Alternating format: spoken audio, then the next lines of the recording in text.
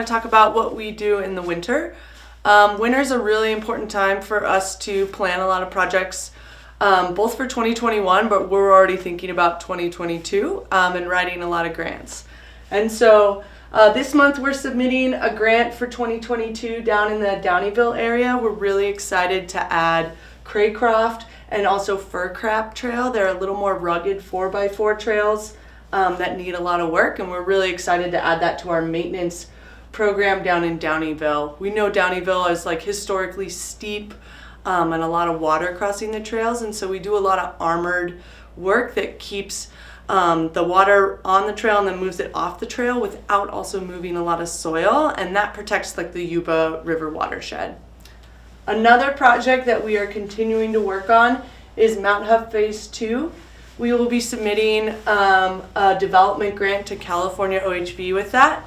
We have a lot of partners with that, and it's going to be a 3-year project, and we're going to need over 900 volunteers to help us get the match with that. And so that's something we're really going to be looking forward to with support from the community.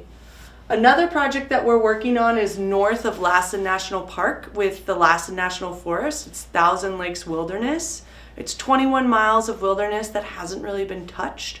And we're really excited that for field season 2021, we're going to be able to log it out, brush it out, inventory it, and really get that wilderness back up to a working standard.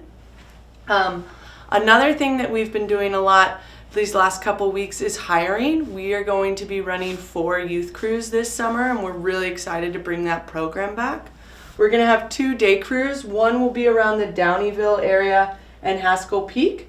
The other day crew is going to stick closer to Quincy, so they're going to be around Bucks Lake.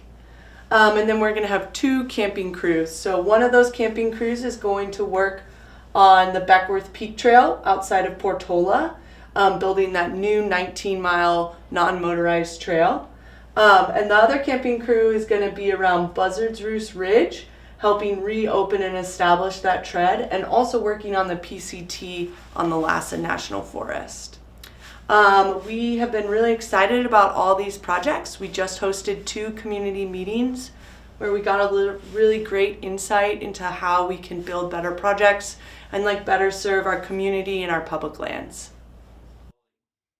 Hey, welcome to Connected Communities, our monthly updates on where we're at with this project, and we're still making the rounds through each of these communities and getting public input through these surveys. Either you're picking up one of these survey packets through one of the kiosks that are located at some of the essential businesses. We have 26 kiosks located throughout the region. These packets are available for you to pick up.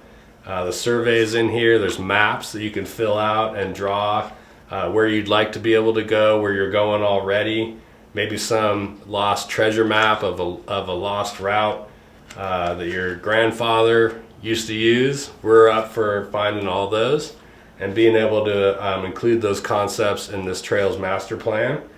Currently, we're in the Quincy and Loyalton region. So if you see these around, please pick them up and fill them out and send them back. We need your help in all this planning. This is the People's Plan, and this is a key element to that. What we're hoping to learn from these surveys is where people want to go, places they want to be, where they've been going already. Maybe it's a place that you feel like nobody should be going to at all. But the whole idea here is that we create the People's Plan, and we're able to learn from each community member what they value in their community in terms of outdoor recreation, how they might access public lands right from their main street. So these surveys are available either in this booklet form, or you can go online at sierratrails.org/cc, Connected Communities, and take the online version. And there's also maps there for you to be able to download and provide additional information like we had talked about. A big part of this survey process is making sure we're reaching all the people that use the forest. So whether you hike or bike, you canoe, you drive a 4-wheel drive, you camp, you RV camp, however you use the forest, we want to get your input on this. And we also want to make sure that we're getting multi-generational input. So we've been reaching out to the school districts, the colleges, making sure that we don't just have a a demographic of 35 to 55. We really want to reach down into the kids that like to use the forest as well as the elders. So this approach, we feel like we're going to get a great representation of our community.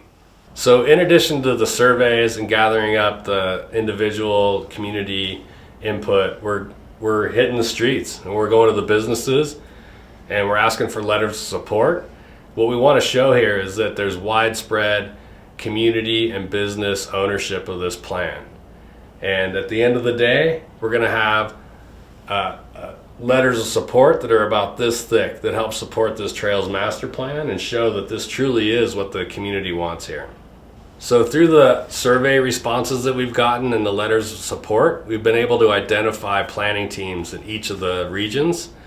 And through those planning teams, we're able to take the information that we've gathered up through the surveys, bring those back to the planning teams that live in those communities, and really digest that information and be able to conceptualize what that community wants and be able to put it into our mapping efforts, and then be able to take those mapping efforts to the Forest Service and get their input. And this is very much a back and forth process that takes some time, takes some thoughtfulness, but we're going to end up with a really great product at the end of the day.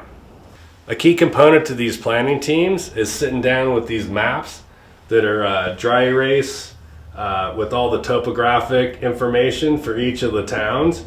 And we've been really sitting around and dialing in the information here. If you haven't yet indicated that you wanted to be a part of this process, please let us know. We'd love to have your input. I'll bring these maps to your town and we can draw on them and get your take on this whole project.